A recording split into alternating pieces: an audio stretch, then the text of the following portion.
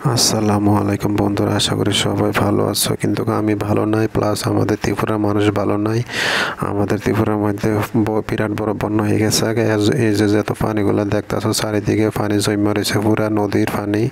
তারপরে অনেক মেঘ হয়েছে, মেঘ হয়ে সেরা পুরা ত্রিপুরা কলমকাত উরমাই, তারপরে গিয়ে সেরা মেলাগড়, তারপরে কাকরাবন, তারপরে আরও অনেক জায়গা আছে, উদয়পুর আছে, সোনামুড়া আছে, ওইগুলো বহুত জায়গা আছে। এরকম পানি জমে রয়েছে, পানি জমে মানুষের বাড়িঘর ডুববে, গরু ছাগলের হাঁস মুরগির কোনো খোঁজখবর নাই, মানুষের হাল অবস্থা খুব খারাপ।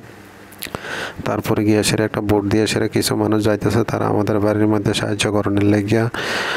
কারণ বড় ভাই আছে, ছোট ভাই আছে, ছাদের উপরে আছে, তারা তোমরা একটু দেখামো। আমি এগুলো হয়েছে গিয়ে আমার বাড়ির পাশে সামনে জায়গা যেত মানে ক্ষেত পাথর আছে, ধান ক্ষেত আছে, বাড়ি ঘরের পিছনে জায়গা আছে, ওইগুলা প্রচুর পানি জমা রয়েছে। এই নদীর পানি গিয়া সেরা অনেক বিপদ, তোমরা কইলে বিশ্বাস যাইতো না। যারা আছে বাড়ি তারা কইতে পারবা। আর এই ভিডিওটা আমার ছোট বোনে পাঠাইছে, এটা আমি অনেক কষ্টে সংগ্রহ করে সেরে ছোট একটা ভিডিও করছি। আমি ব্যাঙ্গালোরে আছি, বাড়িতে নাই, তোমরা যখন দেখামো তারা ভোট দিয়ে সেরকম বাড়ির যাইতেছে। বাড়িঘর দেখবা কি অবস্থা, আমার বাড়িঘরের অবস্থা, আমি বাড়িতে নাই। তারপরে বাড়িঘরে মোবাইল টোবাইল সুইচ অফ থাকে, ঠিক মতো যোগাযোগ করতাম পারি না, কথা কইতে পারি না, মন অনেক খারাপ।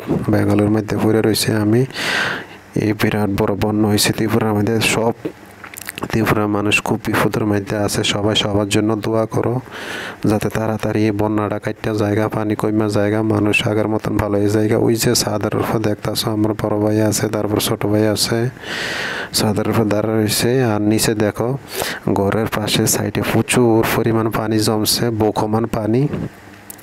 তো তারা বুট নিয়ে যাইতেছে, কিছু সামান টামান নিব। ঘরের মধ্যে যত শোকেস আলমারি, তারপরে কাপড় চোপড় আছে, সব কিছু ভিজা টিজ্জা শেষ। প্রচুর পরিমাণ পানি। আর গরু আছে একটা জায়গার মধ্যে রাখছে, ও গরুর মনে করো বুকমান পানি। তারা আছে, তারা লইয়া যাইতেছে। আমার বোন জামাই আছে। তো আমি ছোট্ট একটা ভিডিও করছি, যতটুকু পাচ্ছি তোমাদের মাঝে শেয়ার করছি। তো এই ভিডিও লম্বা করতেছি না, ভিডিও ওখান শেষ করতেছি।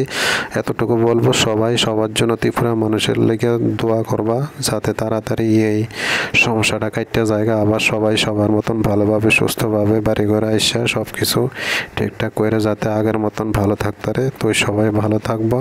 আল্লাহ হাফেজ।